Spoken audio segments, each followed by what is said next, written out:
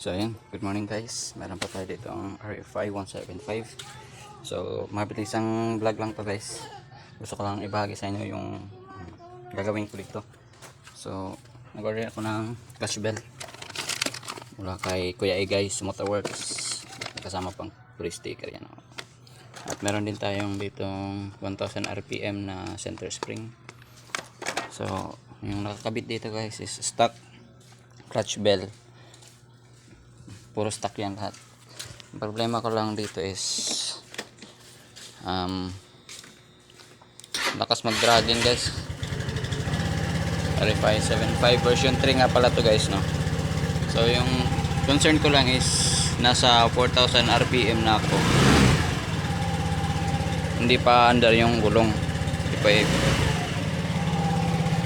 so more or less 4,000 to 5,000 pa lang arangkada yung motor. Kaya gawin natin, try natin palitan ng clutch bell dito, kasi hindi pa naman dumating yung pulley dito na in-order natin. So unahin lang muna natin ito. Tingnan lang natin kung ano yung magiging performance nito, kung sakaling gusto natin mag upgrade ng panggilid pero full yung clutch bell lang yung papalitan natin, saka center spring. So ito guys, time slap na lang, time slap.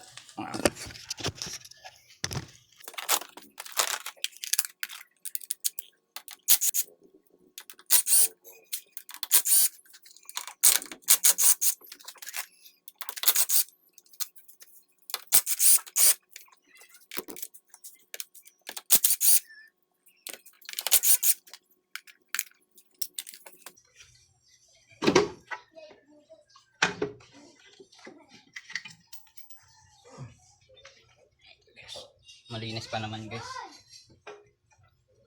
so hindi lang muna tayo linis ng kanyang panggilid. So size 17 nga pala to guys, gamitin natin.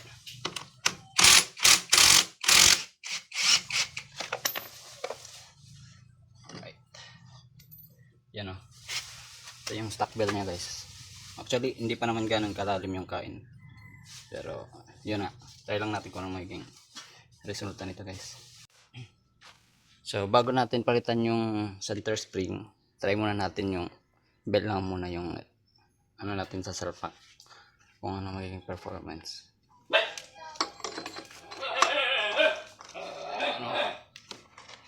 GY6 clutch bell.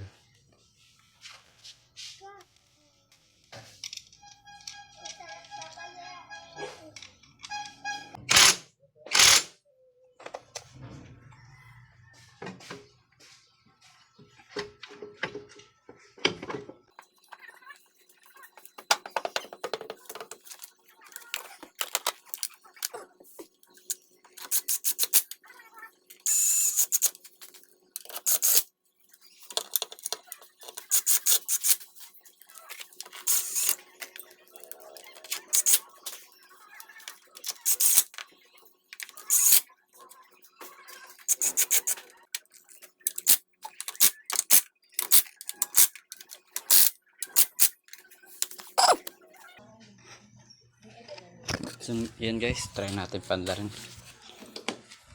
Alright, medyo ulan na guys.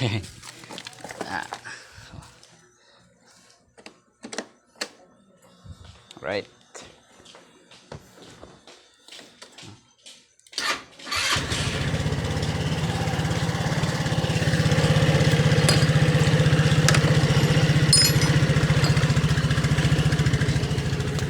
so nasa idle tayo, almost 1900 RPM.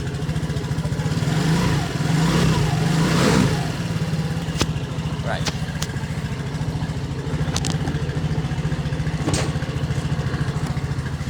so ito actual test drive guys. Medyo lumakas guys.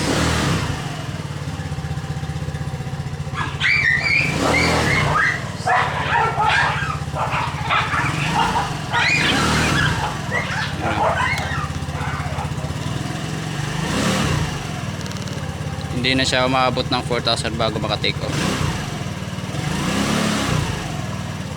Pansin nyo guys.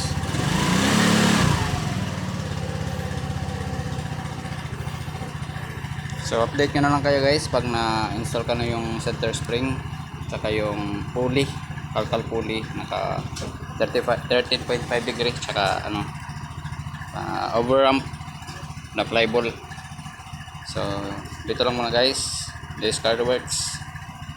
Stay tuned for part 2 ng ating pag-upgrade ng RFI 175 version 3. Yan. Peace out.